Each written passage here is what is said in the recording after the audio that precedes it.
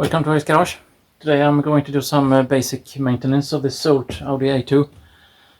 Once a year I replace the engine oil and the oil filter, of course, and let's start with that. Then I'll replace the air filter. I will not change the gearbox oil this year, or the transmission oil. That's being debated a bit. Some say that you don't ever have to do that. I think that, well, there are small metal particles due to the wear in the transmission in the oil, and as that accumulates, I would replace the oil, and I do replace the oil every second year or some 60,000 kilometers, roughly the same time as when I replace the spark plugs. So the spark plugs are not due, but I will show you. It's rather basic, but still. So let's get started. Opening this one is easy, of course. Then you got these two. Like that.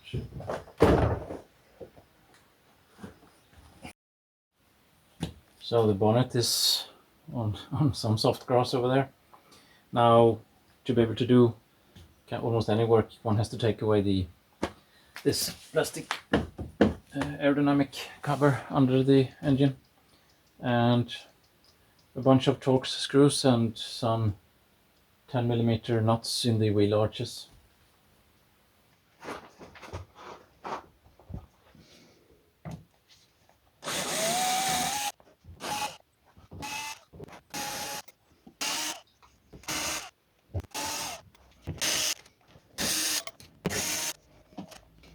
Okay, almost loose. Now it's the two M6 10mm nuts.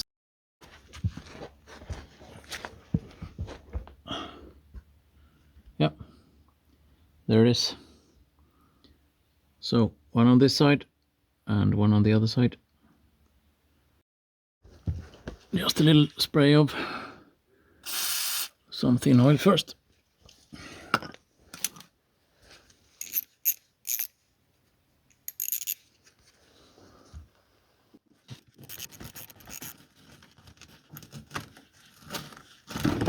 Alright, the other side is already loose. Here we go.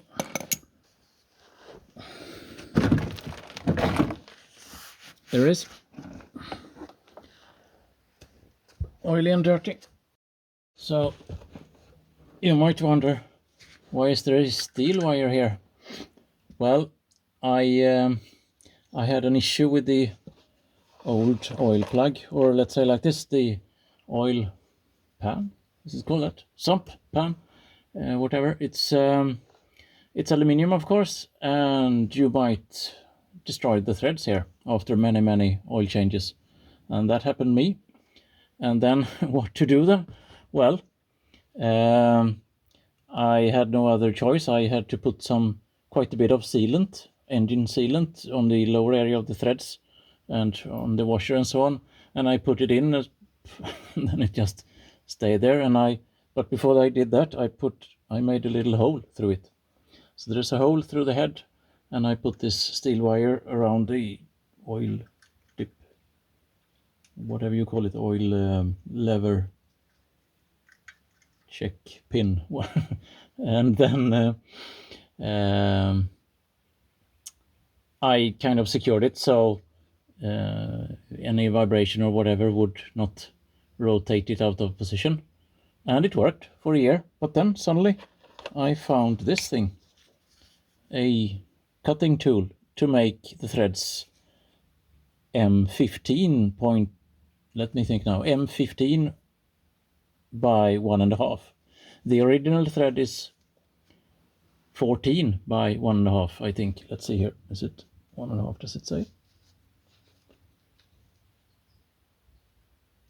Yes, M15 by 1.5.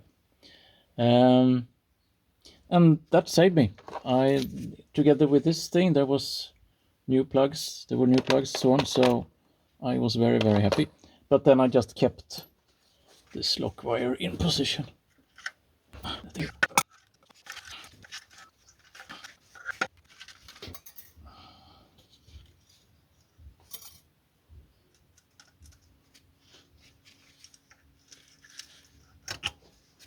we go. And now this should be 19mm. A 19mm socket will fit.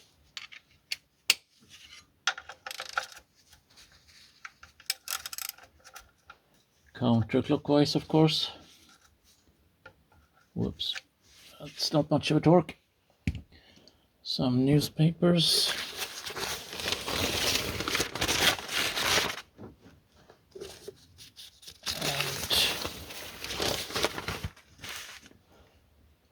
And oil basin underneath. Another glove. It's going to be a bit oily. Let's see. No, a bit more.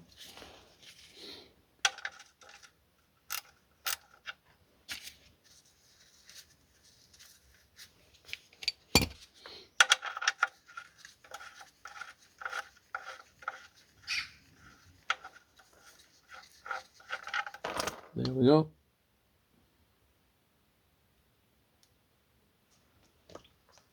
Old and dirty oil, but it's a good oil. It's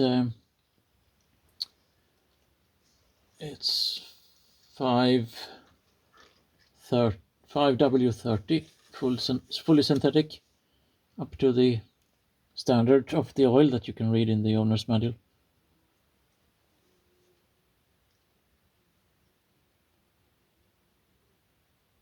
Okay, there we go.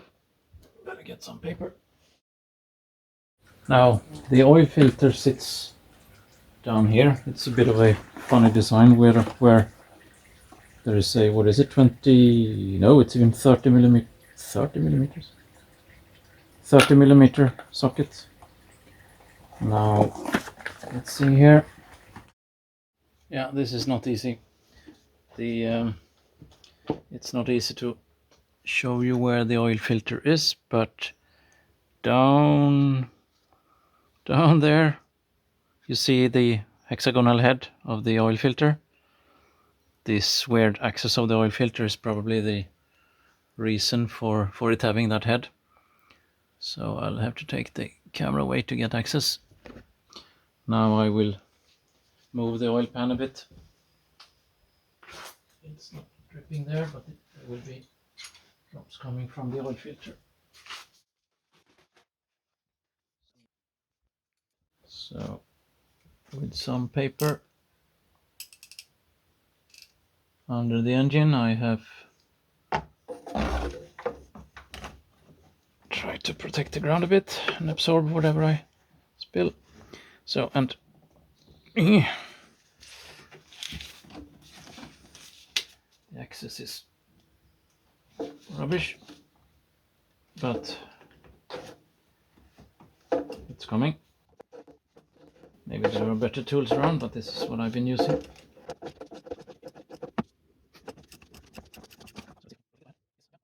Now, yes, you can hear oil is pouring down in the basin.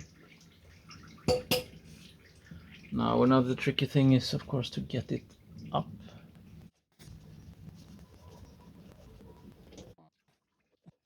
It's just it's just hanging there. Let me see.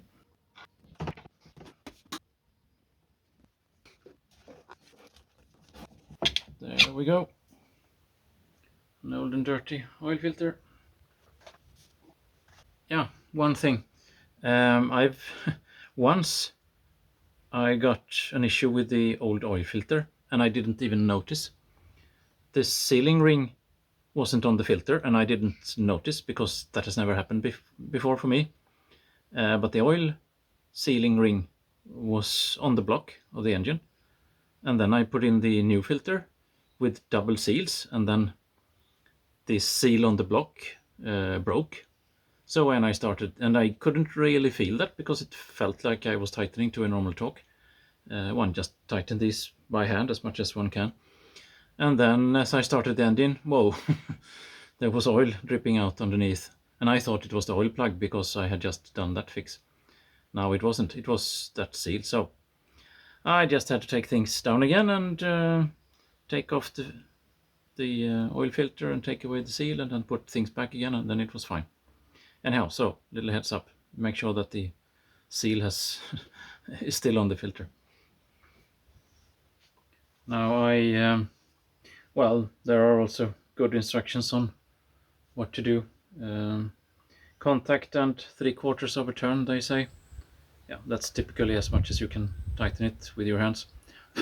Now I usually fill in, let me think now, the oil quantity of this engine, the AUA 1.4 petrol. They're going south, I think. Autumn is coming.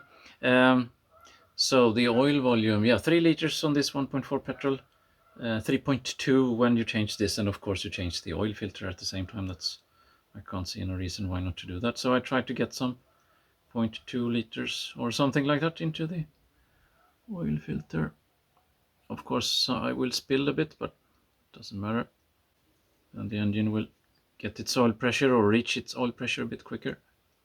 They are so funny. They say that you should make sure that there's a little bit of oil on this seal. Yeah, funny. It's just dripping down there of oil, but one can of course tilt the filter a bit and make sure that you get a bit of, or just do like this. Yeah, that's about right. Good. Then I will try to get it down there without getting a lot of dirt into the oil filter. Let me see here.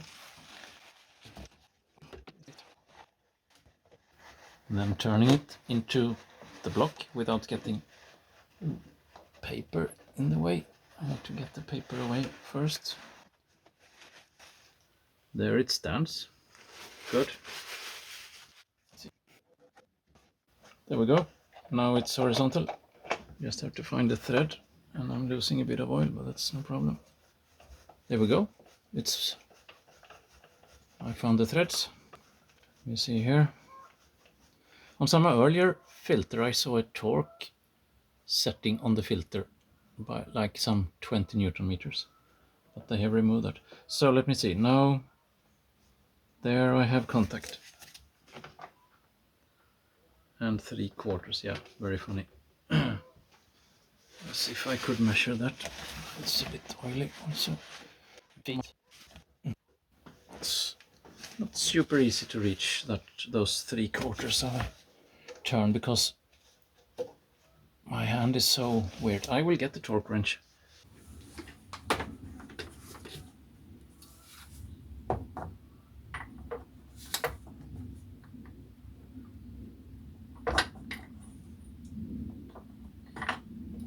And this should be some 3/4 roughly, and torque is about 20 Newton meters, so feels good.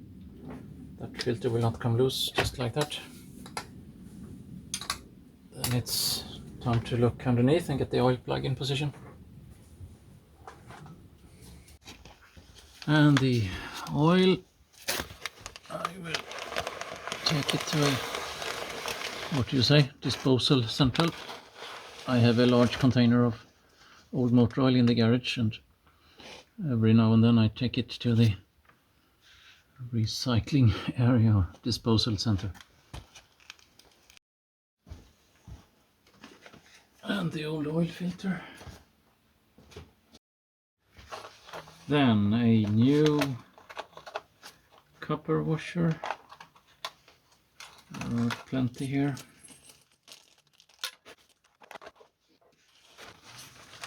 At the disposal center they have boxes for where you should put the oil filter also. Let me see here.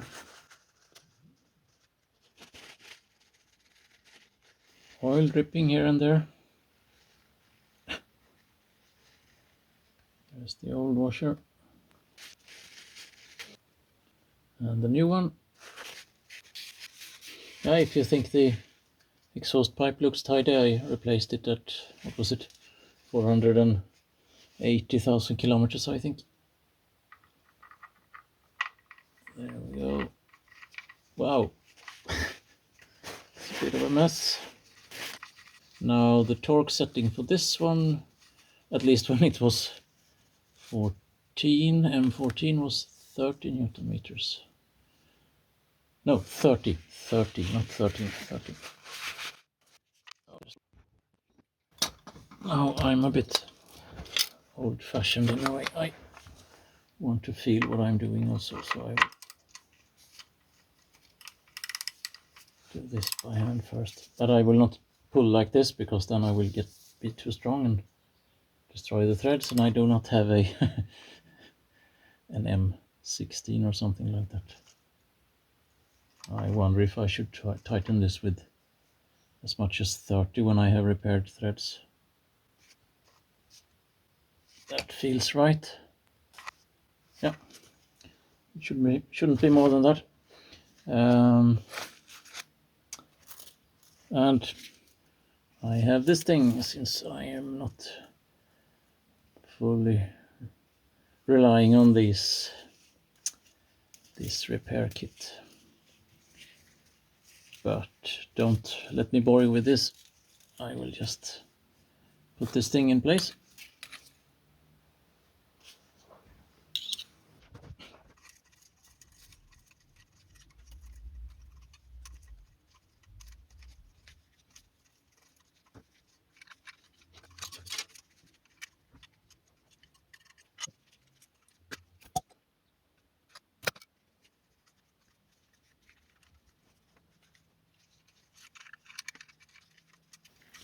This very soft wire is something that is typically used for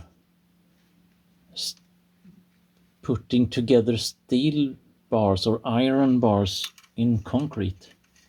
So when you do concrete reinforcements, you sometimes use, well, you often use, or maybe I should say always use, iron bars, and to hold them together before you're doing the concrete molding, whatever you call it, then this soft steel wire is used. See here, you just twist it a bit or spin it around itself. It's safe. Good. Now filling oil. So the first liter of oil,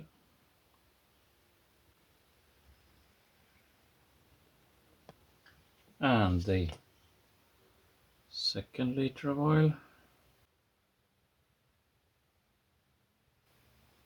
and I cannot hear any oil dripping underneath. It's a silent evening, so it's good.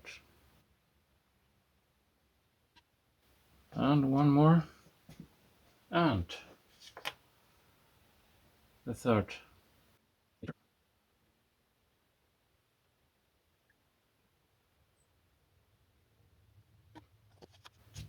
Good. So, good and new and fresh oil in the engine. I never buy cheap oil. I always try to buy the highest quality oil that is rated for this and for the engine that I'm changing the oil on. I noticed that there are lots of people complaining about, oh, it's been clogged up with this and it's been clogged up with that here and there and in the throttle and so on. This engine has done over 500,000 kilometers and I haven't had to clean anything. So high quality oil and high quality fuels, of course. That's a key for me, at least, to have an engine that runs many kilometers. This is the oil change. The spark plugs are here, and one pushes this thing up, but these LEDs or wires are a bit fragile, I would say. I've had to replace them once, and I will not pull things open, but it's important that you really try to pull in these rubber connectors as deep down into this as possible. Try to get something in underneath here, some plastic wedge or something like that, or two, I would say 2 plastic wedges, so you really can get this pushed up, and then air pressure, cleaning the holes. And one story, this type of engine, it starts to leak oil into the spark plug cavity.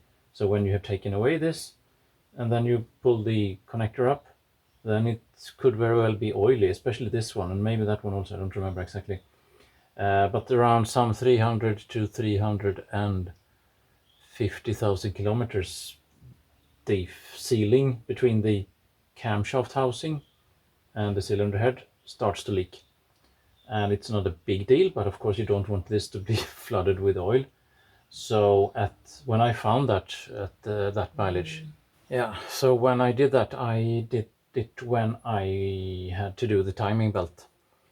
Of course, because the timing belt has to come off anyhow. You can't lift the camshaft housing otherwise.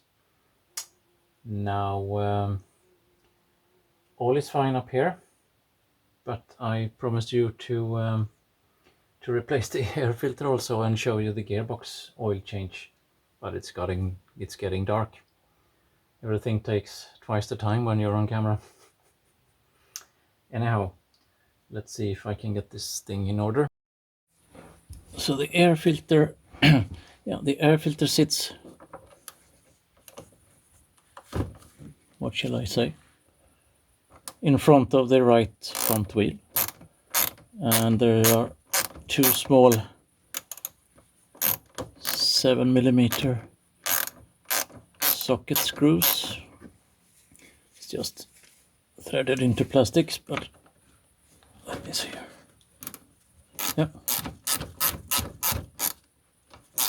Yeah, a 7mm socket is the right tool. Now, as you can imagine, it's not the first time that I replace this air filter. So I've oiled the screw a bit, because otherwise they will just rot away.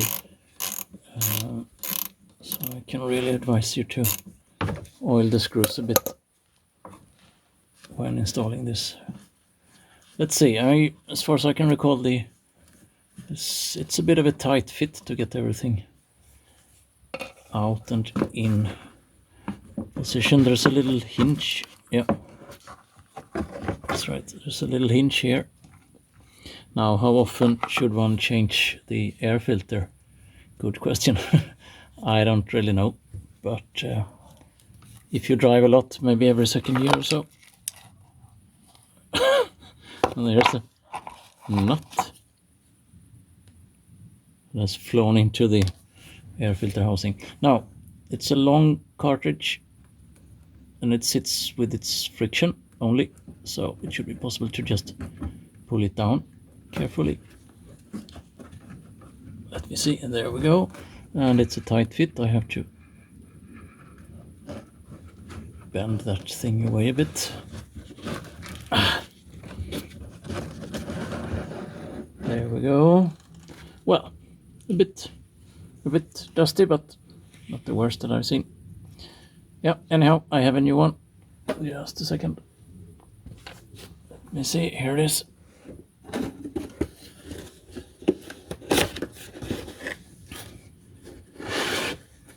Much fresher.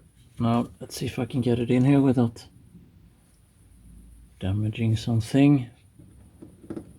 And not getting dirt on the inside, of course. It's very tight, but it's there. Good. Now I have to try to feel. There it goes. Now it sits there in its right position. Now, where did I put the lid? There you have it. Yeah, those screws. Let me put some oil here.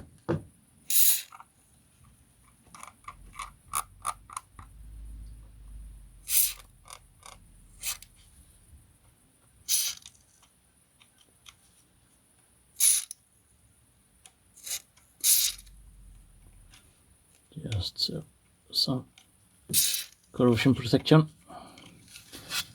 Let me see. There we have that one. And here we go. Now there's this thing here, must of course a line to the bottom of the filter, and I had to get that hinge in position again. There we go. That felt very good. Here we are. So the air filter is an easy job while you have this large plastic tray or bin or cover or whatever you call it when it's away. Like this.